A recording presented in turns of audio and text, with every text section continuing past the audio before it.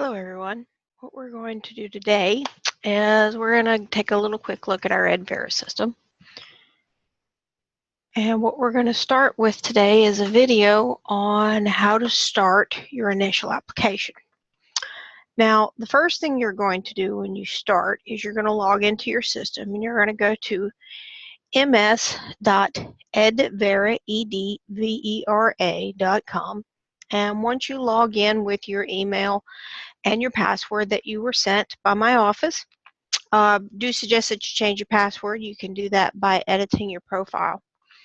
And this is going to bring you up to your dashboard. Now your dashboard is going to look very similar to this. You're going to have your institutional information here, your regulatory information here. Now I've inputted most of this information. When we first get started, that information is not editable by you. However, with your first initial application, if there's some things we need to change to add on that, I can do that. And of course, your contact information and stuff over here. Now, when you first start this, you're not going to have any programs listed. That'll become once you start adding stuff in, those programs will be added. So, what do you do when you first get started? All right, well, up here at the top, you have your dashboard, you have your documents, and you have your approvals. First thing you'll do is you'll go to your documents. If you have any documents that you've already started, they'll be listed here. As you see, these four we've already kind of started working with. But it will tell you the status of them. If here we have that they've been issued, and then we have some that have started but not quite submitted. All of your documents are set up here under the Start Document window. Under this button, you'll see all these. Now, all of these documents are stuff that you all will submit over time. You may not do it all when you first get started, but you will do it at some point. You will probably submit every single one of these at some point, probably within your time with the commission. First thing we're going to start with here is our initial application. This is the first thing you're going to do when you get started. For those of you that have been with me for a while, I know it's going to feel a little weird to do an initial application, but you're going to want to start with that initial application so that we can get your data in, because right now you have no data whatsoever in the system. So under here, you're going to click Continue. And what this is going to do is going to initiate the start of your application. Now you'll notice the sections are all up here at the top. You have your institutional information. Your location information. This is those of you that have annexes. That's going to be underneath this location application here. You'll notice underneath here, I'll go over each section under each one. You have your catalog and your enrollment information. Your programs and personnel are together here. Finances. This is the information that's just meant on the financial part of your building, of your school. And then, of course, you have your agreements. Now, let's take a quick look under each tab and what information we've got under here. You see your general information here. This is the stuff that you'll put in as far as that goes with any changes and stuff of your business. All of these are set up, by the way, remember, this is all part of that application stuff that you've done with us before. Okay, so it should follow the stuff that you've done. Now, I realize that I'm asking a lot of all of you to redo all of this information, but trust me, once you get it put into the system, your renewal process and everything you're going to do after that is going to be a breeze. So I realize it's going to be tough to get you started, but I do ask you to take your time, and of course, I'm always here to answer any questions. All right, here you have your list of the type of business that you're doing. Select all that apply. You may have all of them, you may have one or two, but you'll have all that information there. This is your contact information. You can always add users in here if you need to. Your ownership information for those of you that have been with me for a while but are putting your information in. The background screening section you do not need to do. For all of you that are brand new to the Commission for Proprietary Schools, you will need to complete that background screening form and upload it, because we do backgrounds on all new schools. Here's where you're going to add your owners. If you have a corporation or LLC, you're going to add your ownership information into here. Do add information if you have a partnership. You'll need a legal document to add to show your establishment of your of your partnership. If you are a corporation, you will need to add in your charter of incorporation here if it was in Mississippi. If it is not in Mississippi, you need to make sure you have your certificate of authority from the Mississippi Secretary of State's office, which to go to their office, you'll just go to sos.ms.gov, and the Secretary of State's office will give you the information to put your incorporation to allow you to have operating business here in the state of Mississippi. If you are an accredited institution, meaning a Title IV institution, and you are with a national accreditor or regional accreditor, you will input a child document in this section here, where you will do an new accreditation application, and you will complete that information there and submit that along with it. You will need your letter from your accreditor stating your status with that accreditor there. This is your additional information asking about your institution. Please answer all of these questions. If you have any questions on anything along those lines, please just let me know with these. Then we get to your agent information. The agent information is your individual that is set up to do your recruitment tool. And I'm going to have a separate training video on how to do the agent applications. And then, of course, you have your additional information here for your classroom sizes, your faculty setup, your terms, and how those are set up. Now, at the bottom of each page, you will see you have a save and exit, a save, and a save and proceed.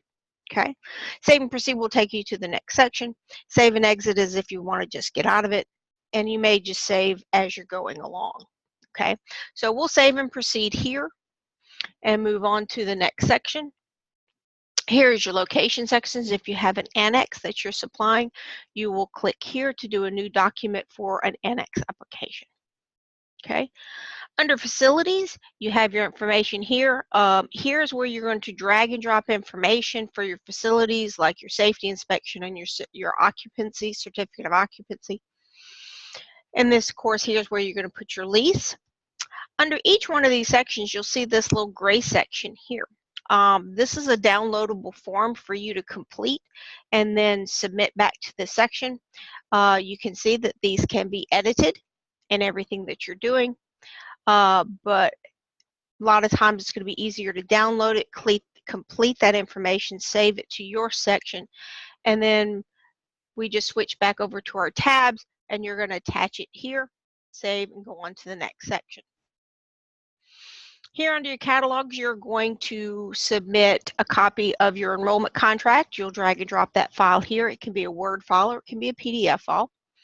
A copy of your catalog that you have on the system. Your student records form. These are records, any records that you use for your students. It could be checklists. It could be attendance forms. It could be any number of things. But these are forms that you're keeping within the student records that you're using to verify. Here's your document of completion. Basically, this is a copy of the diploma that you are giving to your students. We want a copy of that.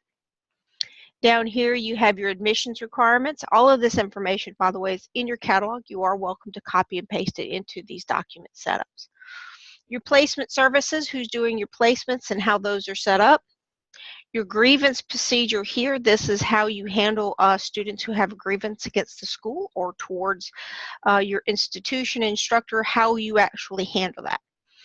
The last part of this here is that you must include CPSCR contact information for the statement. My office is the last stage of contact, so you want to make this as your last step. Make sure that you have my phone number, address, and that information there. Next section is your school closing information. This is how you're going to notify students if you're closing. This is not just for closing for weather. This is mainly meant as if you are shutting down the institution.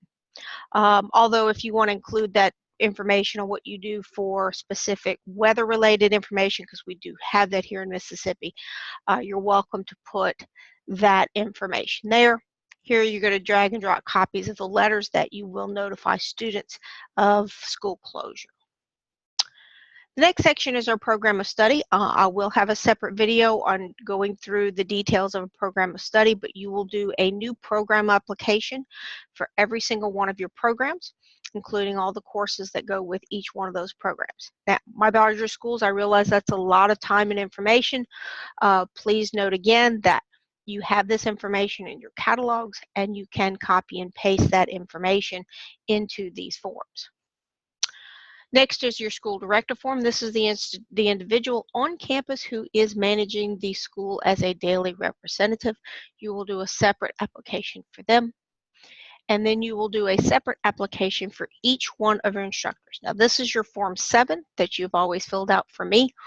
For those of you who have been with me for a while, for those of you who are new, you are all, for each instructor, you will do a new instructor data form. And I'm going to have a separate video also on going through the specifics of those forms. Okay. Next section is your financial section. Those of you who are Title IV must all do Part 1, meaning you must have audited or reviewed financial documents to upload into the system. You'll notice, however, that we do have some additional questions now added for our Title IV schools. Here you're going to add some additional information, which is your most recent financial responsibility composite score that you have reported from the feds, that is calculated from your audited reports by the U.S. Department of Education. You're going to put your most current score in the year of that. If your school is presently under heightened cash monitoring 1 or 2, you must give us this information here and give an explanation which one you are on, whether it is zone reporting and what type of reporting you are doing to the U.S. Department of Ed. Okay, Part 1, Option 2. This is if you are a non-Title IV institution. You may fill out this information set up here. You'll notice once again the gray boxes. This means there is something for you to download and input. You'll find here that we have a template for your income statement and a template for your financial statements. Please use those documents, complete them, and then upload them back to the system. Part 2, everybody has to do. This is how you're going to give the information on additional financial information like your budget, how your financial management system is done within. So you'll go through each one of these sections and add those. Last section in this is your bond information. This is your $50,000 school bond and your institutional bond for the institution taken from a surety company. You also have an agency bond. Both of this information can be uploaded here. We will make sure that you have that information. As we go over the agent section, you don't add the bond copy of the bond form with the agent form anymore. You are going to upload a copy of your agent bond here in this section, as well as the school bond. Okay, and finally, last but not least, is our agreement section. This is your disclosures, which is your Form 14 for those of you who have been with me for a while. Here you're going to give me the page numbers where all this disclosure information is within your catalog. If you need to reference the regulations, we have those in a couple of spots. One of them is here. Another one is up here in your help section underneath this question mark. Here you have the disclosure of information requirement. This is your signature page for your institutional disclosure form of Form 14. Okay, and remember that this second page here as part of Form 14 is one of your student records somewhere, either this exact page with these signatures or this exact information is somewhere in the student's enrollment documents for that setup. Okay, and then this is your agreements that you agree to abide by the rules as set forth by the commission. Once you click agree, that is basically your digital signature that you are agreeing to all of this. Okay, now down along here you'll see the schedule of fees. Those haven't changed. That's our Form 15. I do ask that when you submit your payment, please submit it along with a completed Form 15 so that we make sure that we get it all applied correctly within the system. Once you're done, you will hit submit and it will automatically submit that to me. As I go through this, you'll notice there are other tabs up here at the top where you can see the status. Now let's go over those real quick. This is your submission button. Under here, this is a comments. Now keep in mind that the comments come directly to me via email as soon as you send them. So once you type in a comment here, I will get it and I can respond to it. You will also get comments from me in this same section. If once I've started my review, if I have additional questions, I will tell you in the comment section what you need to do, revert the application back to you to give you a chance to complete those, and then you can resubmit them. If you ever have a question of where you are in the system of what I have and haven't done, if you haven't heard from me in a while, you can go to this status tab. You see our legend here where this is the institutional stuff. You'll see where I am in the system with each of these color-coded setups. Basically, this is the process. Once you have submitted, I begin review. Once I have reviewed everything, the next statement is you will see pending payment. Once it gets to this pending board review, that means that everything has been looked at. Everything is ready to go to the board for their review and their final approval at a commission meeting. And your application can be reverted if there's more questions, approved or denied from that point. Along here also you have a history set up, that once we have a history of the document, you'll see how those are set up. You can also print this if you want a copy for yourself. So everyone, that is basically your initial setup. Once you have submitted, make sure that you are not actually done until you make your payments, which those are still by check or money order to the Commission on Proprietary Schools here on Ridgewood Road in Jackson. That's the end of this one setup. We'll be done, like I said, I am going to do an additional